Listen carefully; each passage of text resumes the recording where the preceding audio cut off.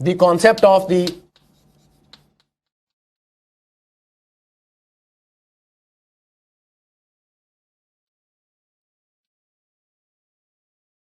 Limiting reagent.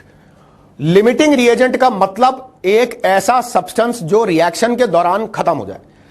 कई बार हम लोग जब प्रोसेस परफॉर्म करते हैं या रिएक्शन करते हैं इंडस्ट्री में भी लैब में भी, तो आप एक पर्टिकुलर क्वांटिटी ऑफ सब्सटेंस या पर्टिकुलर क्वांटिटी ऑफ रिएक्टेंट डालते हो रिएक्शन करने के लिए। कई बार जो अमाउंट हम डालते हैं वो अमाउंट सिंपली हमारी अवेलेबिलिटी पर डिपेंड करता है। शायद वो इस चीज के ऊपर बहुत निर्भर नहीं भी करता कि मोल्स कितने डाले। सर अगर 1 मोल इसके 3 मोल से रिएक्ट करेगा, हो सकता है मेरे पास इसका 1 मोल हो ही ना। यह भी हो सकता है कि मेरे पास उसके 3 मोल थे तो मैं उसकी जगह पे 4 मोल डाल रहा हूं, डिपेंडिंग ऑन माय अवेलेबिलिटी। हर बार नाप तोल के रिएक्शन के अंदर सब्सटेंस नहीं डाला जाता। हम लोग सब्सटेंस डालते हैं हमारी अवेलेबिलिटी के हिसाब से। हमारे पास है इसलिए हम डाल देंगे। रिएक्शन को जितना प्रोसीड करना होगा रिएक्शन उस हिसाब से प्रोसीड करके इक्विलिब्रिएट कर जाएगा।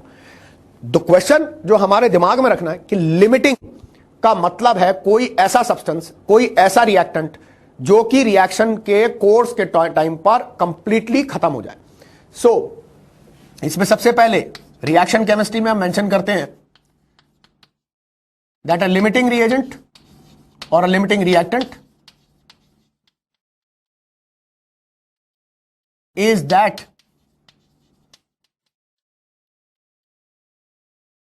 species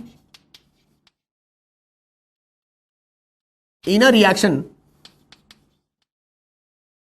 that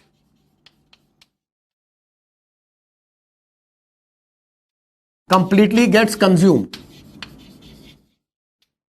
Point 2 mention करो, it is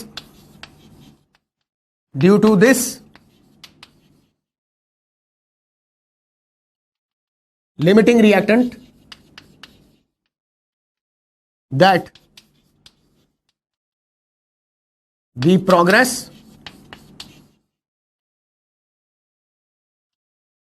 of a reaction terminates. ये मेंशन करो, it is due to the limiting reactant that the progress of a reaction terminates. ये एक रिएक्टेंट है और रिएक्शन की प्रोग्रेस के टाइम पर यही खत्म हो गया। तो अगर लिमिटिंग रिएक्टेंट एक ऐसा सब्सटेंस है जो खत्म हो जाए तो जो चीज खत्म हो गई उसकी वजह से तो रिएक्शन अरेस्ट हो जाएगा और रिएक्शन की प्रोग्रेस जो होगी वो रुक जाएगी। अगर रिएक्शन के एंड होने के लिए कोई रिस्पॉन्सिबल है तो वो लिमिटिंग रिएक्टेंट है। लिमिटिंग रिएक्टेंट की वजह से रिएक्शन रुक जाएगा। तो it is due to this limiting reactant, it is due to this limiting reactant that the progress of a reaction terminates. Reaction की प्रोग्रेस रुक जाती है ये लिमिटिंग रिएक्टेंट की वजह से। और limiting reactant is that species in a reaction that completely gets consumed, जो पूरे रिएक्शन के अंदर खत्म हो जाए। मैं आपको इनिशियली कुछ मोल्स दूंगा, आप मुझे पता लगा के बताओगे सर इतने मोल्स इतने के साथ रिएक्ट करते हैं, लेकिन आपको मालूम पड़ेगा कि कमाल है दूसरे के तो उतने मोल्स है ही नहीं, अवेलेबल ही नहीं है। तो जरूरी बात है कि ऐसी सिचुएशन में रिएक्शन दूसरे सब्सटेंस की वजह से टर्मिनेट हो जाएगा। हम इसको करके देखेंगे एग्जाम्पल में ना, तो हमको ज्यादा क्लियर होगा। उसके अलावा all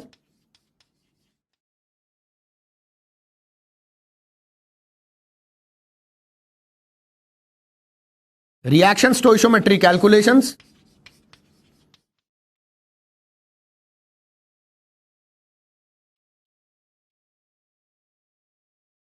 are performed with respect to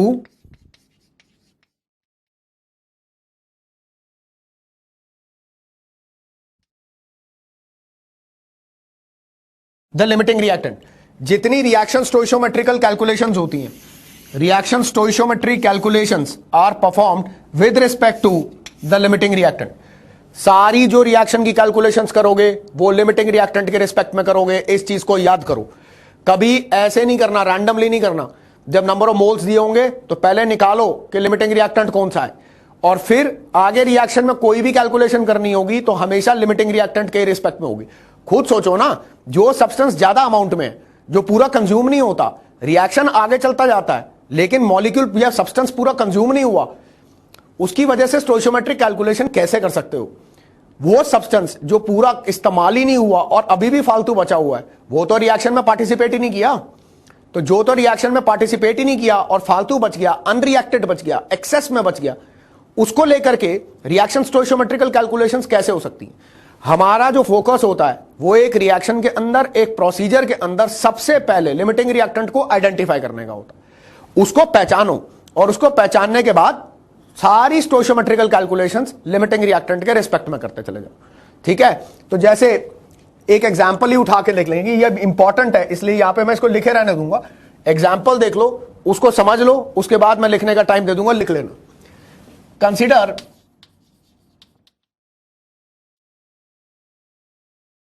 N2 plus 3H2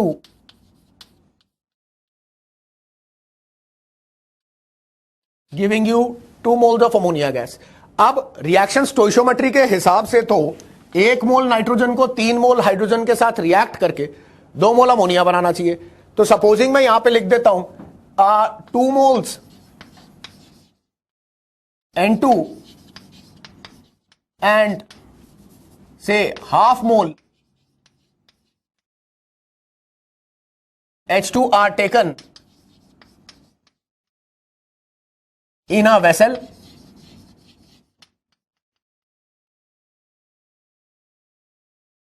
how many grams of ammonia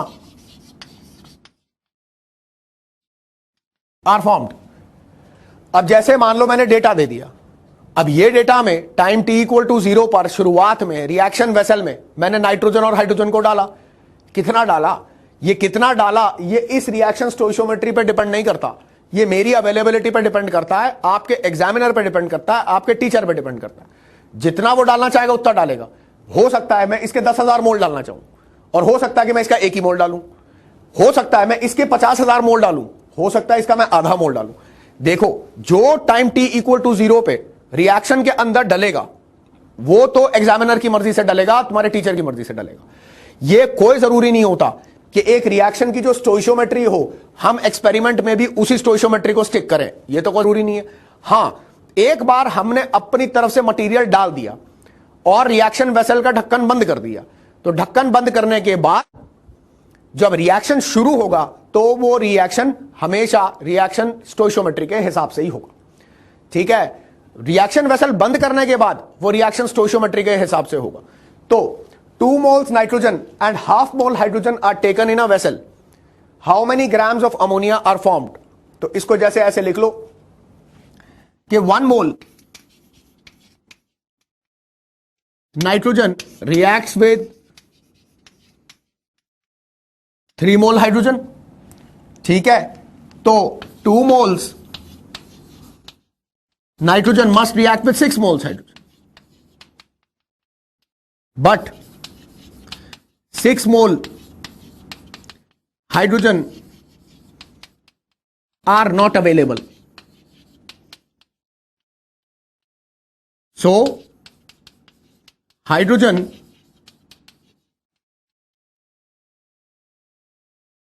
must be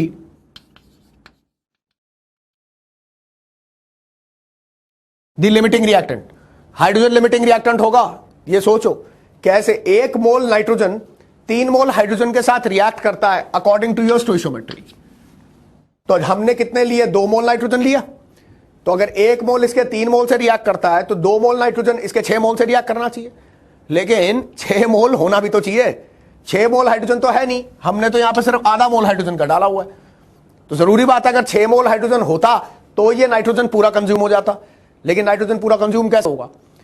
but 6 mole hydrogen are not available, 6 mole hydrogen है ही नहीं। So hydrogen must be the limiting reactant. Reaction तो शुरू होगा, लेकिन कल की तारीख में अगर ये रिएक्शन रुक गया तो उस रिएक्शन के रुकने के लिए हाइड्रोजन रिस्पॉन्सिबल होगा। तो क्यों नहीं हाइड्रोजन की तरफ से ही कैलकुलेशन करते, हाइड्रोजन की तरफ से कैलकुलेशन करो। तो if hydrogen is the limiting reactant then 3 moles hydrogen give 2 moles ammonia, so half mole hydrogen will give you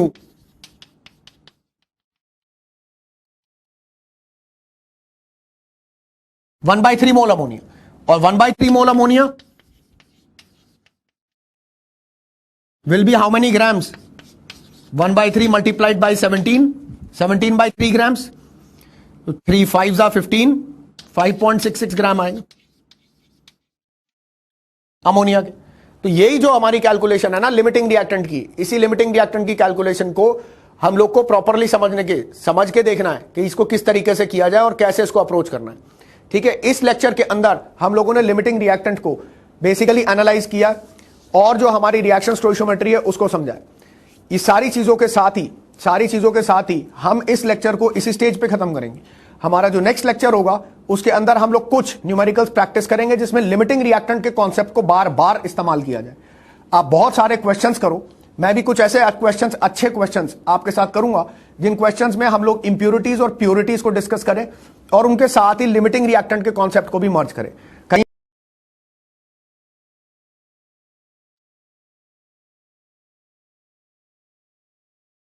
Consider the reaction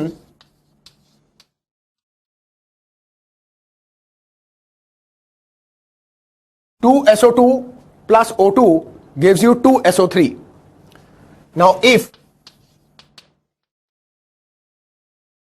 5 liter of SO2 and 10 liter of O2 are taken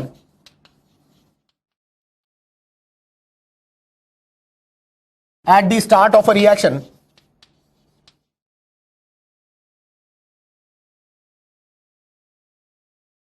what will be the total volume of gases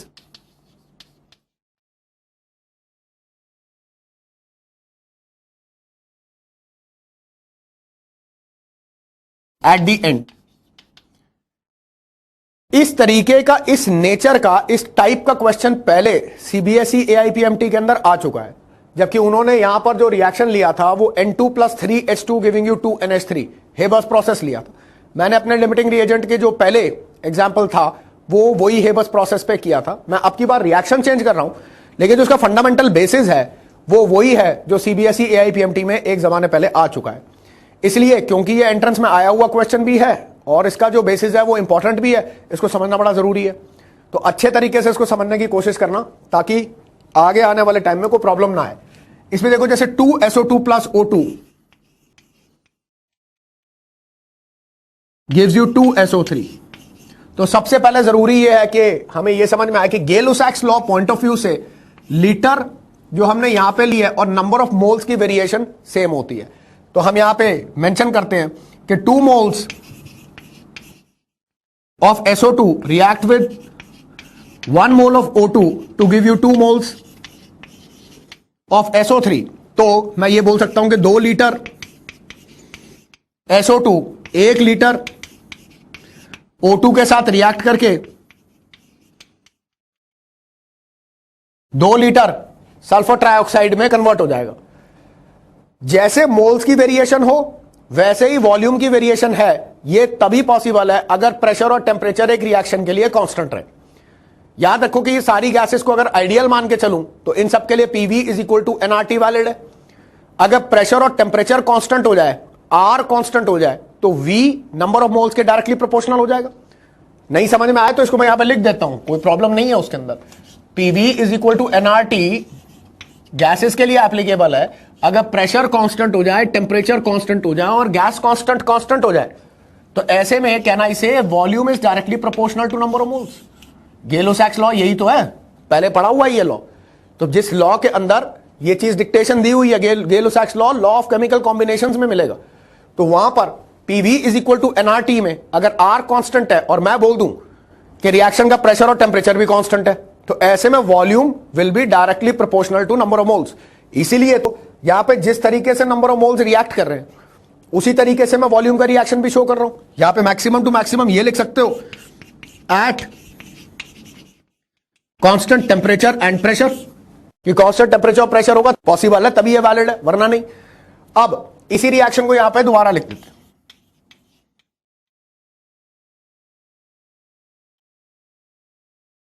to SO2 + O2 gives you 2SO3। तो यहां पे हमने mention किया है कि 2 litre SO2 1 litre O2 के साथ react करता तो 2 लीटर SO3 बनाता। लेकिन हमारे रिएक्शन के अंदर हमको अलग अलग वॉल्यूम्स दिए हुए, सिंपली पता लगाओ कि अगर 2 लीटर 1 लीटर के साथ रिएक्ट करता तो इसका 5 लीटर कितने के साथ करता? 5 लीटर सल्फर डाइऑक्साइड दिया हुआ है, तो 5 लीटर कितने के साथ करता? 5/2 दैट इज 2.5 लीटर के साथ। जबकि ऑक्सीजन का वॉल्यूम कितना दिया हुआ? 10 लीटर, तो 2.5 लीटर तो मेरे पास अवेलेबल है, क्योंकि ऑक्सीजन तो मुझे 10 लीटर दिया हुआ है। तो अगर 5 लीटर सल्फर डाइऑक्साइड लेता हूं तो वो जरूरी बात है ऑक्सीजन के 2.5 लीटर के साथ रिएक्ट करेगा। 2 मोल इसके 1 मोल से रिएक्ट करता है तो आधे से करता है ना।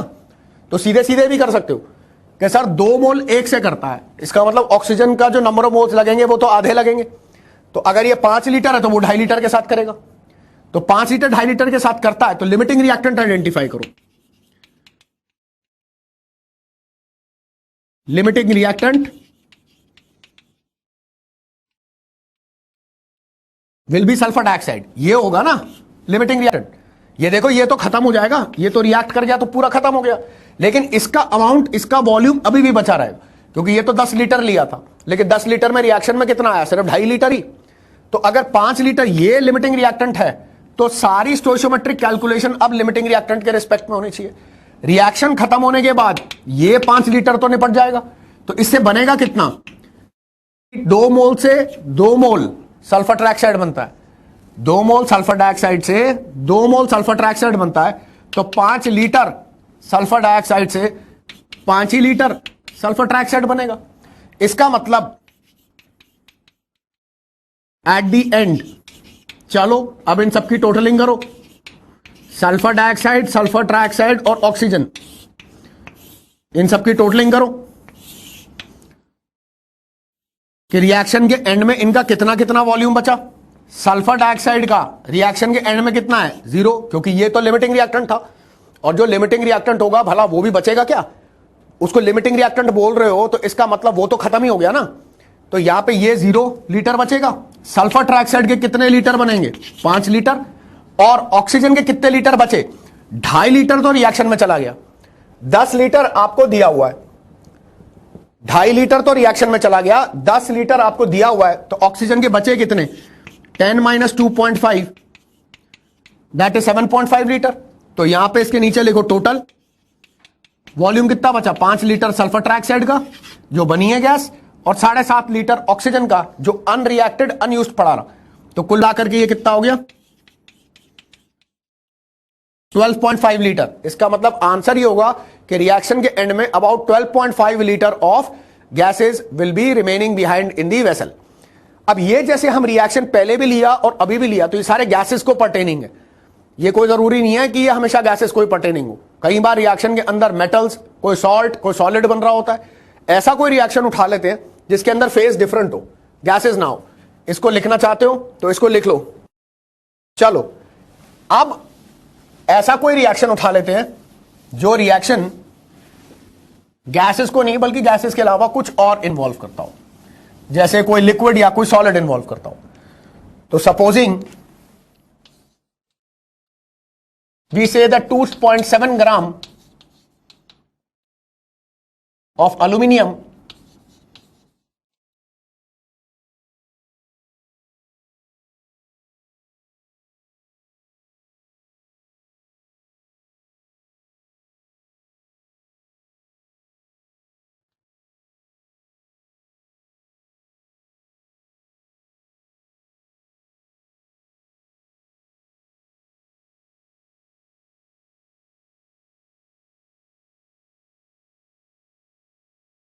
चलो ऐसे पढ़ के देखो, फिर मैंने वैसे ही कर दिया जैसे मैंने एक टाइम पहले किया था। ग्राम में लिया है, इसको लीटर में लिया है, मोल्स पूछे हैं, तो अलग अलग यूनिट्स कर दी। लेकिन लिमिटिंग रिएक्टेंट का कॉन्सेप्ट इसमें आएगा जरूर, क्योंकि ये रिएक्शन है। तो जब ये केमिकल रिएक्शन हो तो केमिकल रिएक्शन के अंदर लिमिटिंग रिएक्टेंट जरूर निकालना। कई बार कोई सब्सटेंस बचा हुआ रह जाए तो उसके रिस्पेक्ट में स्टोइशियोमेट्री डिफाइन नहीं होती, तो ऐसी सिचुएशन में लिमिटिंग रिएक्टेंट निकालना जरूरी है, आवश्यक है। इसे सबसे पहले तो ऐसे रिएक्शन को अप्रोच करने के लिए एल्यूमिनियम की कंबस्टन लिखो। वो कहता है 2.7 ग्राम ऑफ एल्यूमिनियम। पढ़ लो, पहले आराम से पढ़ लो, उसके बाद ही सॉल्व करेंगे। 2.7 gram of aluminium was made to react with 11.2 liter of oxygen, then how many moles of Al2O3 will form? तो जैसे बैलेंस्ड केमिकल इक्वेशन लिखे,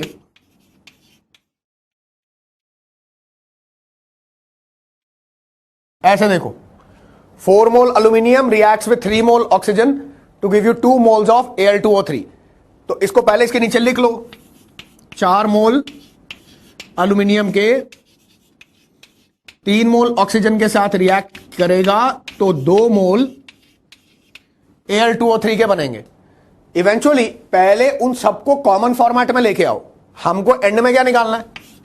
Al2O3 के मोल्स निकालने हैं ना, तो उसको फिर मोली में कन्वर्ट कर लो ना. सबको, जो ग्राम है उसको भी मोल में कन्वर्ट कर लो, जो लीटर है उसको भी मोल में कन्वर्ट कर लो. उससे क्या होगा कि न्यूमेरिकल स्मूथ हो जाएगा. आपको अलग अलग यूनिट्स के बीच में भटकना नहीं पड़ेगा. एक चीज को एक पर्टिकुलर यूनिट में कन्वर्ट करके फिर न्यूमेरिकल को अप्रोच किया तो जरूरी बात है कि आपके आंसर निकलने में तकलीफ कम होगी. इधर सुनो, 2.7 gram aluminium will be equivalent to 2.7 divided by 27, that is 0.1 mole aluminium. ठीक है, एल्यूमिनियम का एटॉमिक मास क्या होता है? 27. मास of the substance divided by its atomic mass will give you number of moles. तो एल्यूमिनियम के मोल कितने हो गए? 0.1 मोल एल्यूमिनियम हो गया. अब ये 11.2 लीटर ऑक्सीजन है, तो हमें मालूम है कि 1 mole oxygen is equivalent to 22.4 litre oxygen at STP. तो मान लो ये रिएक्शन एसटीपी पे ही है, तो ऐसी सिचुएशन में 11.2 litre oxygen will be equivalent to 1 upon 22.4 into 11.2, that is equal to 0.5 mole O2. ये समझ में आया? 1 मोल ऑक्सीजन 22.4 लीटर ऑक्सीजन है. ये तो मोलर वॉल्यूम है. मोलर वॉल्यूम का मतलब एवोगाड्रोस हाइपोथेसिस में बताया था. मोलर वॉल्यूम का मतलब क्या होता है? 1 मोल का वॉल्यूम एट एसटीपी सारी गैसेस का 22.4 लीटर होता है. तो 1 मोल ऑक्सीजन 22.4 लीटर ऑक्सीजन है एट एसटीपी. तो अगर यही 11.2 लीटर ऑक्सीजन रहा होता या होता तो इसके नंबर ऑफ मोल्स कितने होते? 1 डिवाइडेड बाय 22.4 मल्टीप्लाइड बाय 11.2. ये तो डबल से चले जाएगा, तो 1/2 कितना हो गया? 0.5 मोल O2. ठीक है, इसमें कोई परेशानी तो नहीं. अब यही रिएक्शन जो हमने लिखा है 4Al plus 3O2 gives you 2Al2O3. इसके अंदर इसके 4 मोल, इसके 3 मोल के साथ रिएक्ट करेंगे और इसके 2 मोल देंगे. तो मान लो 1 मिनट के लिए मेरे पास एल्यूमिनियम के मोल कितने हैं? 0.1. तो अगर मैं एल्यूमिनियम के 0.1 मोल यूज करता हूं तो मेरे पास ऑक्सीजन के कितने मोल लगेंगे? 3/4 मल्टीप्लाइड बाय 0.1 मोल. 4 मोल 3 मोल से रिएक्ट करते हैं ना, तो इसका 1 मोल कितने से रिएक्ट करेगा? 3/4 से. और अगर एल्यूमिनियम के 0.1 मोल्स हैं तो ऑक्सीजन के कितने मोल लगेंगे? 3/4 into 0.1, that is 0.3 divided by 4. ये कितना आएगा? इसको निकालो. 3/4 कितना होता है? 0.75. तो 0.75 पे 10 डिवाइड करोगे तो कितना आएगा? 0.075 मोल. तो अगर 0.075 मोल है तो इतना ऑक्सीजन तो हमारे पास है ही है, 0.5 मोल है. तो एक बात बताओ, ऐसे में लिमिटिंग रिएक्टेंट क्या हुआ? लिमिटिंग रिएक्टेंट विल बी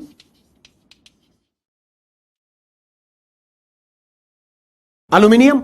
खुद सोचा करो ना, उसको सोचो इस तरीके से कि जब रिएक्शन खत्म हो गया तो कौन सा सब्सटेंस ऐसा है जो निपट गया? कौन सा सब्सटेंस खत्म हो गया? जो सब्सटेंस खत्म हो जाएगा वो सब्सटेंस लिमिटिंग रिएक्टेंट होगा. मान लो कोई सब्सटेंस रिएक्ट करने के बाद भी बचा हुआ है, तो बचे रहने होने से, अगर वो मान लो बचा हुआ है तो बचे होने से तो फिर तो फायदा नहीं हुआ ना. अगर वो रिएक्टेंट बचा हुआ है उससे क्या बेनिफिट होगा? वो तो रिएक्शन स्टोइशियोमेट्री गवर्न नहीं करेगा. रिएक्शन स्टोइशियोमेट्री वही सब्सटेंस गवर्न करेगा जो एक रिएक्शन के अंदर कंप्लीटली कंज्यूम हो जाएगा, कंप्लीटली रिएक्ट हो जाएगा. इतना दिमाग के अंदर रखना. हमारा पर्पस लिमिटिंग रिएक्टेंट को निकालने का सिर्फ इतना होता है कि अगर मुझे कल की तारीख में Al2O3 के मोल्स भी निकालने हैं तो उसके लिए मुझे पहले यह मालूम होना चाहिए कि कौन सा सब्सटेंस ऐसा है जो रिएक्शन के अंदर कंप्लीटली कंज्यूम हो रहा है। ऐसे भी तो रिएक्टेंट्स होंगे जो कंप्लीटली कंज्यूम नहीं होंगे, उनको लेकर के थोड़ी ना मोल्स निकालोगे। इसलिए लिमिटिंग रिएक्टेंट हमेशा पहले निकालते हैं अगर ये रिएक्शन इन्वॉल्व करे तो।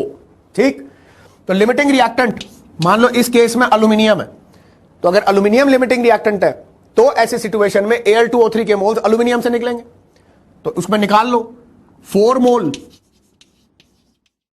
Aluminium give you 2 mole Al2O3। तो हमारे पास कितने हैं? 0.1 mole aluminium will give you 2/4 into 0.1, तो 2/4 इंटू 0.1 कितना होता है? 0.05, और 0.05 कितना होता है? 1/20। बोलो, तो 1/20 moles of Al2O3 will be formed. ये आपका आंसर हो जाएगा। साथ ही में जब न्यूमेरिकल निकालते हो तो न्यूमेरिकल में आंसर निकालने के बाद छोड़ मत दिया करो, अगर उसमें कोई एक्स्ट्रा चीज निकलती है तो वो भी निकाल दो। जैसे कि number of oxygen moles unreacted, जो रिएक्ट नहीं किए, वो कितने होंगे? 0.075 मोल्स है। ऑक्सीजन के कितने मोल्स लिए हैं? ऑक्सीजन के कितने मोल्स है? 0.5, तो कितना हो गई ये? 0.5 माइनस 0.075, इसकी वैल्यू डाल दो यहां पर, ये number of moles of oxygen unreacted निकल आएंगे। ऐसा नहीं है, न्यूमेरिकल को जब प्रैक्टिस करते हो टेस्ट में या एग्जाम में तो ठीक है, जो पूछा है उसका आंसर निकाल दिया, लेकिन जब घर पे प्रैक्टिस करते हो क्वेश्चंस की एक्सरसाइज के थ्रू, तो जो पूछा है वो तो निकाल दो, उसके साथ में अगर एडिशनली कोई और फीचर भी निकलता है जो आपकी नॉलेज में आता है कि नहीं चलो ऑक्सीजन के अनरिएक्टेड मोल्स ही निकाल लिए, या एल्यूमिनियम बच रहा है तो एल्यूमिनियम के अनरिएक्टेड मोल्स ही निकाल लिए, उसके ग्राम निकाल लिए, ऑक्सीजन बच रहा है तो चलो अनरिएक्टेड ऑक्सीजन के मोल निकाले हैं तो चलो आओ उसका वॉल्यूम भी निकाल लिया। एडिशनल चीजें करते जाओ, उससे क्या होगा कि आपकी प्रैक्टिस इंक्रीज होती चली जाएगी और डेफिनेटली मोल कॉन्सेप्ट के अंदर जो कॉन्फिडेंस है वो बहुत फास्टर आएगा, जल्दी आएगा। वही जिस चीज को आपको 10 दिन लगने वाले वही चीज 5 दिन के अंदर हो जाएगी। खुद भी अपनी तरफ से नई चीज निकालो, एक्स्ट्रा चीजें निकालो, और डेफिनेटली अपने टीचर को ये सजेस्ट करो कि ये ऐसे मैंने निकाला, ये ठीक है कि नहीं, तो ये वेरिफिकेशन भी करवा लो।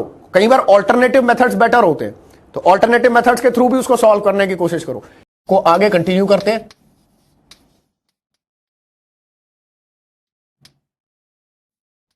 अब हम लोग फ्रैक्शंस पे आ जाते हैं, जिसके अंदर सबसे पहले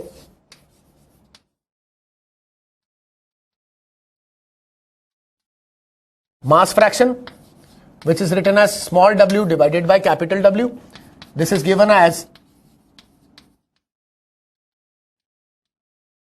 mass of solute divided by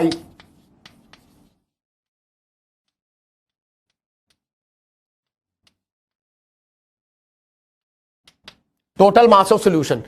fraction का मतलब क्या होता है? कोई क्वांटिटी कंप्लीट हो तो उस क्वांटिटी का जो एक हिस्सा है वो जरूरी बात है कि उस टोटल क्वांटिटी का एक पर्टिकुलर फ्रैक्शन है। फ्रैक्शन का मतलब होता है a part of something complete. Something which is complete has got one part which can be written as a fraction of the total part. जब एक पूरी चीज में से कोई छोटी चीज निकालते हो तो वो जो छोटी चीज तुम निकालते हो वो एक्चुअली उस कंप्लीट चीज, उस पूरी चीज का एक पार्ट होता है, एक फ्रैक्शन होता है। तो जब मैं बोलता हूं मास फ्रैक्शन, इसका मतलब solution comprises of the solute and the solvent. तो solute expressed in terms of total mass will be given in the form of mass fraction. So mass fraction basically means represented by small w upon capital W, mass of a component or mass of the solute divided by total mass of solution. इसी तरीके से लिखना चाहो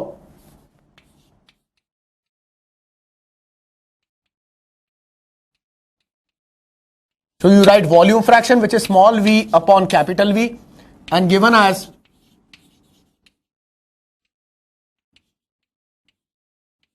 volume of the solute divided by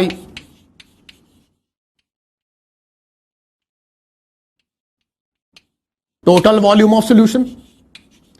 परेशानी नहीं होनी चाहिए, fraction है ना, तो जब फ्रैक्शन बोला है तो इसका मतलब एक सम टोटल पार्ट है उसका एक हिस्सा।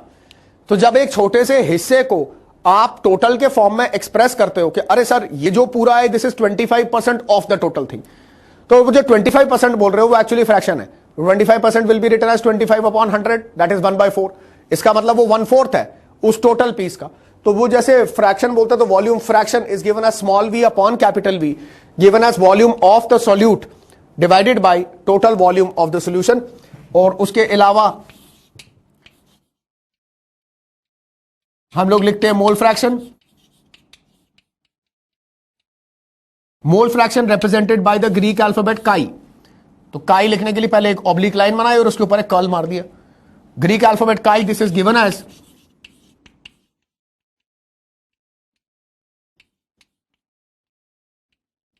number of moles of a component divided by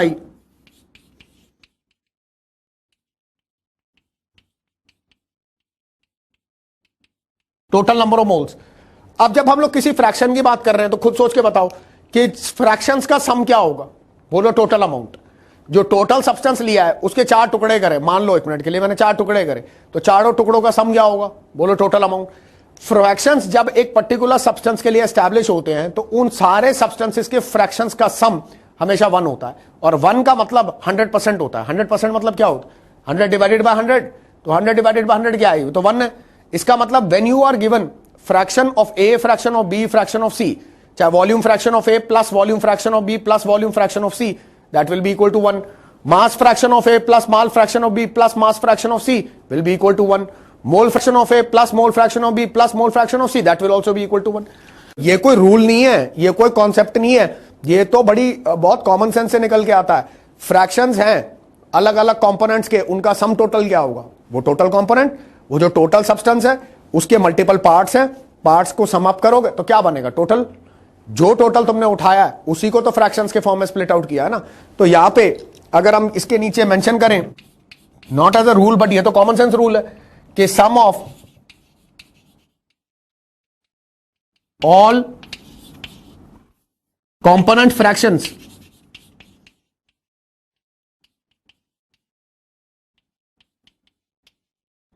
will be equal to 1, that is 100%। और 100% क्या होता है, 100/100 है ना। तो 100/100 तो 1 ही है, 1 that is 100%। वो कहता है sum of all component fractions. Component fractions मतलब क्या, for a solution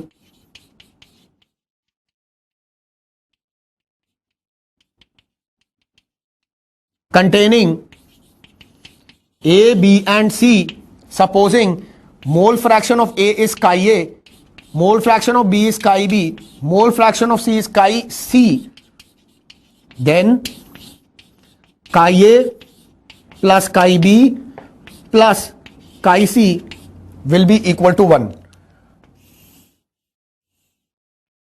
some of fractions है तो सम ऑफ फ्रैक्शंस हमेशा 1 होता है। ये कोई मोल फ्रैक्शन के लिए नहीं, अगर मास फ्रैक्शन भी लिखते तो ए का, बी का, सी का मास फ्रैक्शन का सम हमेशा 1 होता। वॉल्यूम फ्रैक्शन भी लिखते तो वॉल्यूम फ्रैक्शन ए का, बी का, सी का सबका सम हमेशा 1 होता। इतना याद रखो कि जब भी फ्रैक्शंस लेते हो तो न्यूमेरिकल्स के अंदर थोड़ी सी आसानी करने के लिए इतना याद रखना, अगर एक कंपोनेंट का फ्रैक्शन दिया है और 2 ही कंपोनेंट है तो दूसरे का 1 माइनस उसका फ्रैक्शन हो जाएगा। तो जब आप फ्रैक्शन सबट्रैक्ट करते हो तो जरूरी बात है दूसरे का फ्रैक्शन निकल आता है। ये बहुत आराम से हो जाता है, न्यूमेरिकल्स में कोई प्रॉब्लम नहीं होती। कई बार न्यूमेरिकल्स को हम लोग थोड़ा सा ऑल्टर जरूर करते हैं अपने हिसाब से। If your concepts are clear, if you have understood what is there on the board, normally there will not be any problem in solving a question. You should know how this question can be sorted out.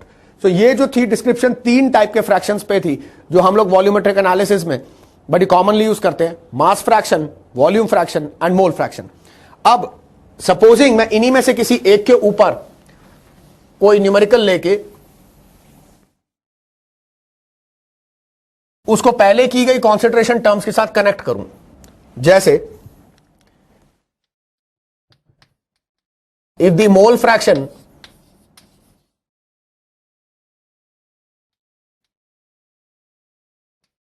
of से कोई substance ले लो, जैसे कोई भी substance उठा लिया, ZnCl2 in water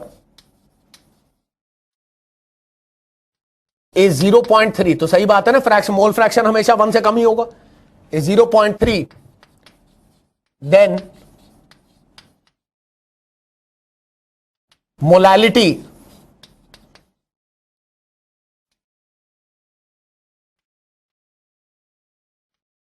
of the solution will be. वैसे तो क्वेश्चन बहुत आसान सा है, लेकिन इसको करने के लिए थोड़ा सा टैक्ट चाहिए। टैक्ट कैसे, देखो मैं करके दिखा रहा हूं तो उससे आपके दिमाग में भी तो एक नया आइडिया आता है कि अच्छा ऐसे भी कर सकते हैं। हर बार एक ही क्वेश्चन नहीं होता, सर हमें कैसे पता चलेगा, कैसे करेंगे। कई बार जब सर करके दिखाते हैं तो उससे भी ये समझ में आना चाहिए, अच्छा ऐसे कर रहे हैं तो ये भी एक तरीका है इस प्रॉब्लम को सॉल्व आउट करने का, ये भी तो एक मेथड है जिससे कि प्रॉब्लम सॉल्व हो सकती है। तो हर चीज की स्टार्ट ये नहीं होती कि मुझे कैसे पता चलेगा, सर कैसे करेंगे। करते रहोगे तभी तो पता चलेगा, इसलिए छोड़ना कभी नहीं, हमेशा प्रॉब्लम्स प्रैक्टिस करते रहो, अपने आप आइडियाज लगने शुरू हो जाएंगे कि प्रॉब्लम को कैसे सॉल्व करना। जैसे इधर देखो, a mole fraction of ZnCl2 which is given as 0.3 will be given as mass of ZnCl2 upon molecular mass of ZnCl2 multiplied by molecular mass of water upon mass of water। ये क्यों? क्योंकि इसको ऐसे लिखेंगे number of moles of ZnCl2 upon number of moles total. अब number of moles of ZnCl2 ये रहे, number of moles total में number of moles of ZnCl2 plus number of moles of water आते। तो एज ए रिजल्ट हम लोग denominator में number of moles of ZnCl2 को निग्लेक्ट करके उसे number of moles of water के फॉर्म में लिख देते, वरना कोई तरीका नहीं उसको सॉल्व आउट करने का। तो अगर ऐसे लिखा तो molecular mass of water we know is 18, तो इसको सेपरेट कर दो। तो जब सेपरेट कर दोगे तो ये क्या आएगा, मास ऑफ ZnCl2, या ऐसे कर लो number of moles of ZnCl2 upon mass of water. अब ये multiplied by molecular mass of water. अब ये जो मास ऑफ वाटर है ये होगा ग्राम्स में, तो इसको किलोग्राम्स में कन्वर्ट करने के लिए multiply and divide by 1000। So 1000 multiplied by number of moles of ZnCl2 upon mass of water multiplied by molecular mass of water upon 1000। अब ये जो है ये टर्म क्या हो गई, ये टर्म तो मोलालिटी हो गई। नंबर ऑफ मोल्स पर 1000 नीचे उतारोगे तो मास ऑफ वाटर अपॉन 1000 क्या होगा, मास इन टर्म्स ऑफ किलोग्राम्स। तो number of moles of ZnCl2 upon mass of water in terms of KGs, ये आ गई मोलालिटी। तो मोलालिटी इसको ऐसे लिख सकते हैं, this will be molality multiplied by 18 divided by 1000। तो molality multiplied by 18 divide by 1000 this is equal to 0.3। तो यहां से मोलालिटी क्या आएगी, इधर लिख लो, खत्म करो इस क्वेश्चन को। Molality will be coming out to be 0.3 multiplied by 1000 divided by 18। So this will come out to be 300 upon 18 और 100 डिवाइडेड बाय 6।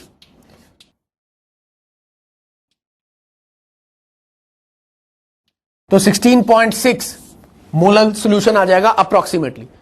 तो जब आप इस तरीके से एक न्यूमेरिकल को सॉल्व करते हो तो उस न्यूमेरिकल को सॉल्व करने के लिए बहुत जरूरी है कि कहीं ना कहीं जहां न्यूमेरिकल में मैनिपुलेशन लगती है उस मैनिपुलेशन को एम्प्लॉय किया जाए। ये कुछ नहीं था, मोल फ्रैक्शन था और मोल फ्रैक्शन को मोलालिटी के साथ कोरिलेट करने का एक तरीका था।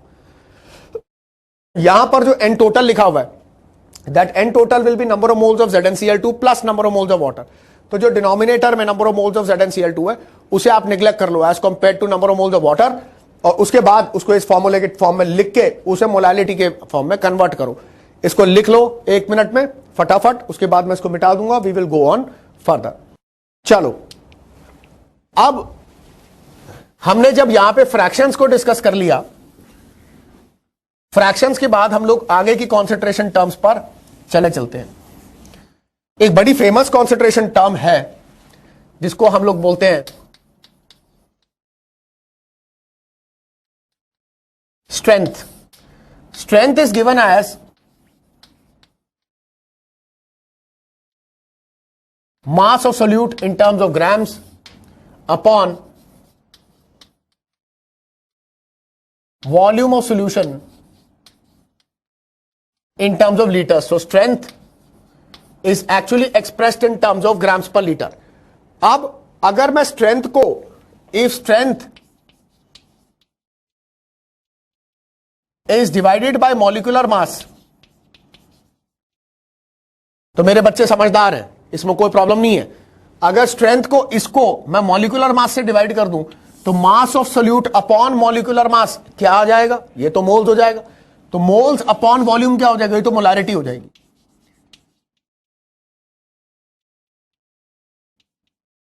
तो एक तो फॉर्मूला स्ट्रेंथ को लेकर के ये याद रखना कि strength divided by molecular mass is molarity.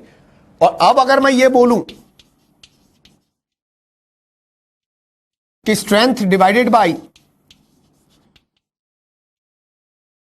Equivalent mass, तो चलो ये तुम्हारी स्ट्रेंथ है, mass upon volume of solution, mass of solute upon volume of solution, mass divided by equivalent mass, ये क्या आ जाएगा? Gram equivalents. Gram equivalents upon volume of solution, ये तो हो गई नॉर्मेलिटी.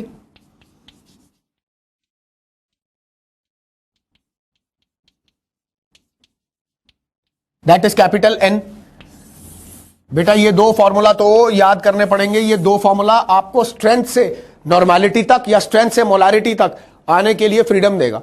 जब स्ट्रेंथ दी हो तो स्ट्रेंथ को मॉलिक्यूलर मास से डिवाइड करके सीधे मोलारिटी पे आ सकते हो, स्ट्रेंथ को इक्विवेलेंट मास से डिवाइड करके सीधे नॉर्मेलिटी पे आ सकते हो. और नॉर्मेलिटी और मोलारिटी की आपस की इंटरकन्वर्जन तो तुम्हें पता ही है कि normality is equal to n times molarity. So strength बहुत इंपॉर्टेंट टर्म है, बहुत अच्छी कॉन्सेंट्रेशन टर्म है, लेकिन इसको लेकर के नॉर्मली एक स्टूडेंट बहुत मेजर कंफ्यूजन करता. ग्राम पर लीटर में है ना, तो इसलिए सर ये डेंसिटी है, ये सॉल्यूशन की डेंसिटी है. नहीं, ये सॉल्यूशन की डेंसिटी नहीं है. ध्यान से देखो, मास सोल्यूट का है लेकिन वॉल्यूम सॉल्यूशन का है, तो ये डेंसिटी कहां से हो गई? डेंसिटी तो ये तब होती अगर मास भी सॉल्यूशन का होता और वॉल्यूम भी सॉल्यूशन का, या फिर मास अगर सोल्यूट का होता तो वॉल्यूम भी सोल्यूट का हो. डेंसिटी सॉल्यूशन की होती तो ऐसे में मास पूरे सॉल्यूशन का होना चाहिए था, सोल्यूट का नहीं.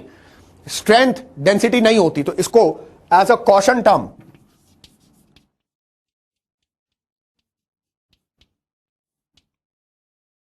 मेंशन करो. Strength is not density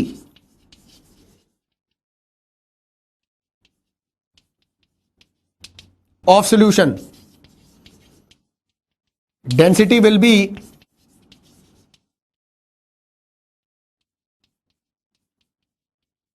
mass of solution divided by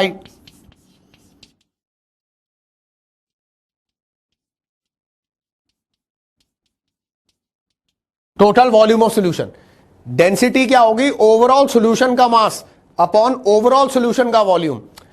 ये थोड़ी ना डेंसिटी है, ये तो मास सोल्यूट का है और वॉल्यूम सॉल्यूशन का है. मास सोल्यूट का होगा, वॉल्यूम सॉल्यूशन का होगा, तो वो डेंसिटी थोड़ी ना, तब हम उसको स्ट्रेंथ बोलते हैं. ठीक है, ध्यान रखना इस चीज में गड़बड़ मत करना, क्योंकि lot of students on a daily basis commit this mistake. This density term which I have defined here is different from the term which I have given on top. So वो अलग है और ये अलग है, तो इन दोनों को आपस में कोरिलेट मत करना. स्ट्रेंथ अलग होता है, डेंसिटी अलग होती है, इसके बीच में कंफ्यूजन ना हो तो अच्छा. उसके अलावा कुछ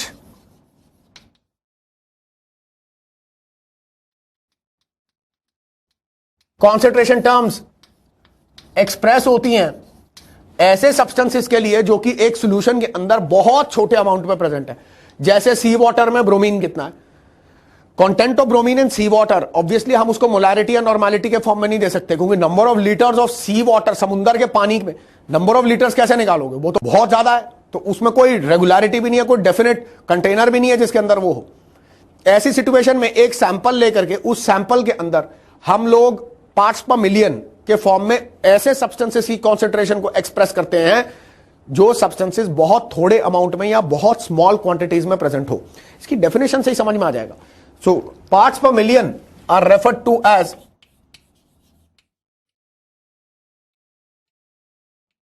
the number of milligrams of a solute present per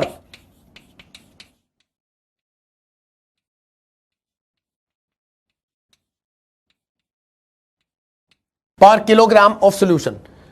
है क्या? मास फ्रैक्शन है सर। ये क्या है? तो मास फ्रैक्शन है। तो ppm is actually mass of solute, कोई बात नहीं, ग्राम में ले लो, upon total mass of solution.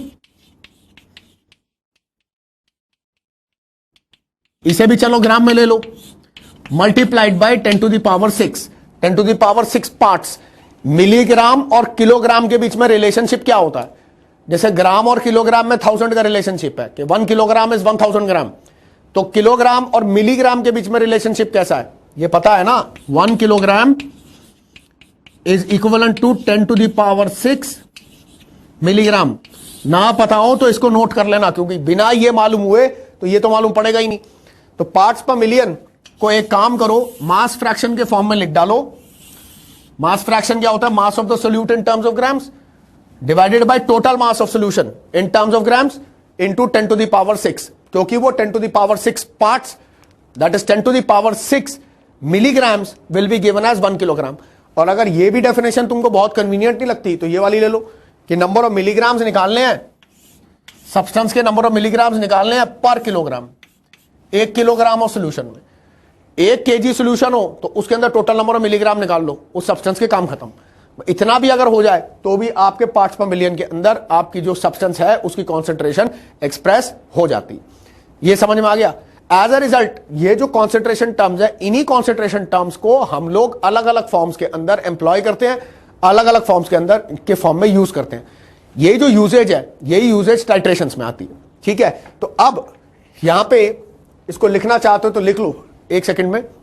अब इसको आगे ले जाने लिए